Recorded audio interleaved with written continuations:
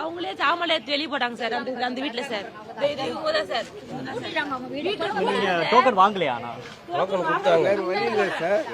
அப்படி இல்லை sir, 150 police வரும்போது சராசரி மக்கள் நாங்கள் என்ன பண்ண முடியும்? கரண்ட்டுக்குன்னு போயிருப்போம்ல, ஒரு அமௌண்ட் கட்டி போயிருப்போம்ல, அவங்க வந்து வீட்டை பார்த்துருப்பாங்கல்ல, அப்போ தெரியாதா இது புறம்போக்கு ஆக்கிரமிப்புன்னு?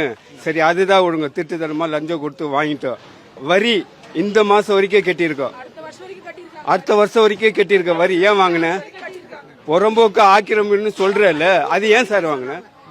பச்சை பிள்ளைக்கு கூட தெரியும் சார், இது வந்து அராஜகம். நீங்களே யோசனை பண்ணுங்க. அந்த காசா கிராண்டுக்கு எந்த பிரச்சனையும் இல்ல, எந்த பிரச்சனையும் இல்ல. பட்டா MMD அப்ரூவ்டு கொடுத்திருக்காங்க. ஏன்னா அவங்க கையில ஆட்சி அதிகாரம் இருக்கு. உண்மைதானே? யாருக்குமே தெரியும் சார். இது கண்ணு சின்ன குழந்தைய கேட்டா கூட தெரியும் சார். அவங்க பண்றது இதுதான். சைதாப்பேட்டில் இருக்கு காசா கிராண்டு, எவ்வளவு தூரம்? ஆத்துக்கு அதுக்கும் இவ்வளவுதான். அப்ப அதுக்கு எப்படி? ஏழைங்க சார், நாங்க கேட்க முடியாது.